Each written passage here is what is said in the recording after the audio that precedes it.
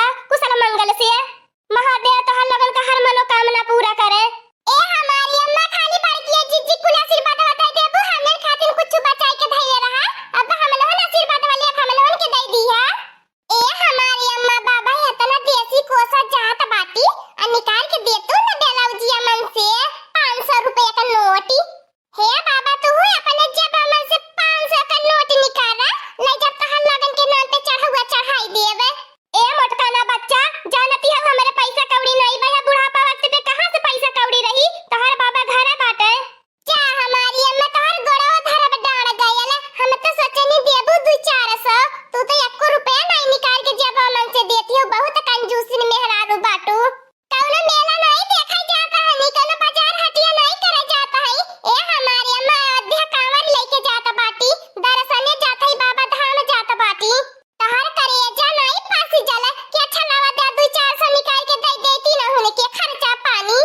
चला लड़की देखी नहीं अब बूढ़ी बूढ़ा से परमिशन मिल गया आशीर्वाद ले लहली अब के भला हम लोग के रोटी कवरिया ले जाए खातिर जब हमारे मन से दू झिनकुआ पापा साथ में बाटे। ए हमारी अम्मा बाबा खाए पिए की चिंता मत करिया कि तीन हम कांवर लेके चल जाते हैं तो हमें बनावा खाए के परी आज खातिर बना के धई दी है बाटी बिहान बसंती आ गई है तू बनाई है खिए है। जा बच्चा लोग ना बूढ़ा तो जनता बाटा बूढ़ा पुरानी आदत बा कौन नई आदत पाए उनका जब देखा तब मुख फूल रहा हरदम।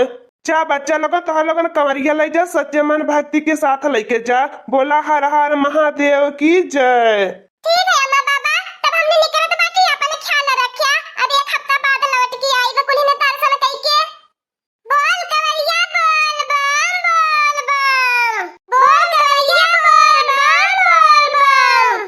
बाबा नगरिया दूर है जाना जरूर है बाबा नगरिया दूर है जाना जरूर है। आज लकुआ पापा तू हमारे मन का श्रद्धा पुराई देहला आज हम बहुत खुश बाटी आज तोहरे वजह से हमने के कंवरिया ले जाए के मौका मिलल। हां हमारे बड़की जिज्जी नहीं तो बुढ़ंतिया हमने के कहियो नहीं जाए देत बाबा नगरिया बतावा लिए इतना दिन से हमने के मन में श्रद्धा लागल रहल हवे आज जन बड़कू जने हमने के श्रद्धा पुराई देहले। चारी बार देखत है हमारे बड़की जिज्जी कंवरिया वालन के भीड़ लागल बा सब गेरुआ वस्त्र पहनले बा केतना नीक लागत बा हमारे बड़की जिज्जी पूरा रहिया पैदल पैदल चली जा बुझाबे नहीं करी तनको दर्द पीरा। ए हमार मोटकानमा अकेला हम कंवरिया लेके जाई हमन निक नाई लागे अब की साथे बाटी इतना मर मनसायन करत चलती है रहिया कटी जाई पता नहीं चली। बोला हर हर महादेव की जय जय हर हर महादेव। अब तो हमार बड़की जिज्जी हमार जीव कहत बा घर के कुल जवाल बवाल छोड़ के भक्ति में लीन हो जाई। अगर हमार बड़की जिज्जी यही बताओ बाबा रिमझिम में बारिश कई देते अगर कंवरिया लचकत जाती और हमार बड़की जिज्जी मजा आवती तनी हमारे झीने को पापा आराम आराम से चला का जल्दी धइले बाय रोड पे पूरा कंवरिया वालन के देखत ताकत चला पूरा राह कट जाई कवन इतना कतई चापे बातू है। ए हमार मोटकानमा हाली हाली नहीं चलबी न त 10 दिन बीत जाई पहुंचही में त कहिया लौट के आवल जाई नाग पंचमी के दिन शिव बाबा पे जल चढ़ावे के रही अयोध्या से लाई के। अब हिन केतने दूर जाए के परी हमार बारू जाने 5 किलोमीटर आइलू थक गइलू अब हिन बहुत दूर जाए के बाय। क्या हमार बारू जाने इतना जल्दी हमने थक जाबे मतलब हमने पूछा तो बाती अब हिन बहुत दूर जाए के परी हाली हाली चलबा कुलीन बगैर रुके सुताए त 2 दिन में पहुंच जाबा 2 दिन में कुल रास्ता कट जाई।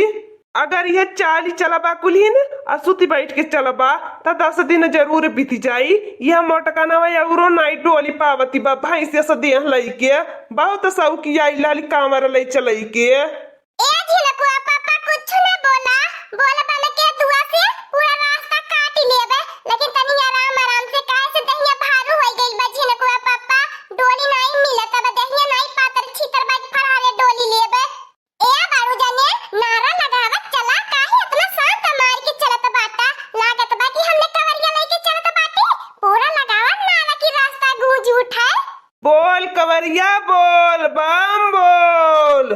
बोल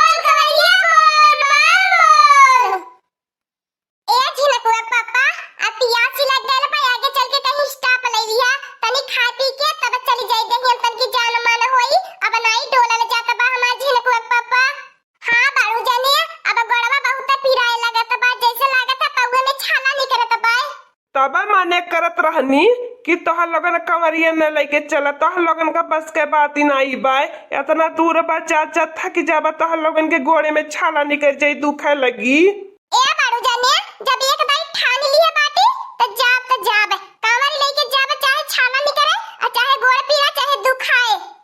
बोल बम पार तीर लगाई है झिनकुआ पप्पा, हर मनोकामना पूरा करी है हमने न के। चला कुलिन जतनी इतना हिम्मती रखले बाटा, देखा अगवा कार्यालय खुलल बा के खाना खियावत बा, चला कुलिन खाई लिया। वो हमारे बड़की जिज्जी जौन घर से गुजियावा बनाई की आइली बाय, अब हुआवा पुड़िया आइली बा, कब खाई जाई। ए लड़की देखी नहीं, जहां बाग बीरो जंगल बिहार परी, जहां ढाबा नहीं बके हम लगाए रही, जहां के हम लंगड़ा नहीं लुटाई, वही खाई पी जाई। हाँ बड़की जिज्जी बात तो सही कहलू है। चला या बारू जानी, अब ताका मती, अब देखा भूख प्यासी लगल है, गोड़ो पीराता बाय। का ये हमारे बड़की जिज्जी एकदम से का कहर बैटरिया डाउन हो गयल, तने गावा से उभा जानी, ओकरे बाद चला कवरिया लइके तब देखा असली मजा।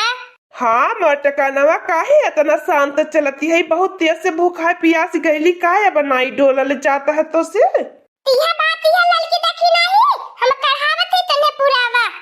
अचरा से रहिया बाहर बैसवनवा में सुके भुलइबे, हाय अचरा से रहिया बाहर बैसवनवा में सुके भुलइबे, अचरा से रहिया बाहर बैसवनवा में सुके भुलइबे, हाय अचरा से रहिया बाहर बैसवनवा में सुके भुलइबे, कैया के गबरा से अगना लिपइबे, चंदन काठ से चौकी परइबे, कुसके चटैया बिछइबे, सवनवा में सुके भुलइबे, कुसके चटैया बिछइबे, सवनवा में सुके भुलइबे, गैया के गबरा से अगना लिपइबे, चंदन काठ से चौकी परइबे, कुसके चटैया बिछइबे, सवनवा में सुके भुलइबे, कुसके चटैया बिछइबे, सवनवा में सुके भुलइबे, बसवा कटाई के कांवर बनइबे, बसवा कटाई के कांवर बनइबे, काशी बनारस से जल भरी लइबे, काशी बनारस से जल भरी लइबे, दूधवा के जलवा चढ़इबे, सवनवा में सुके भुलइबे, दूधवा के जलवा चढ़इबे, सवनवा में सुके भुलइबे, बसवा कटाई के कांवर बनइबे, बसवा कटाई के कांवर बनइबे, काशी बनारस से जल भरी लइबे, काशी बनारस से जल भरी लइबे, दूधवा के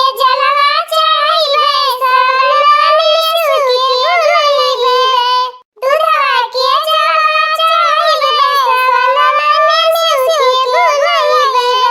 वाह मटकनवा वाह, मन खुश कह देहली, आ कदम से भोले बाबा के भक्ति में लीन कह देहली। रास्ता कट गल, मालूमो नहीं भयल, मजो आई गल गाना सुन के।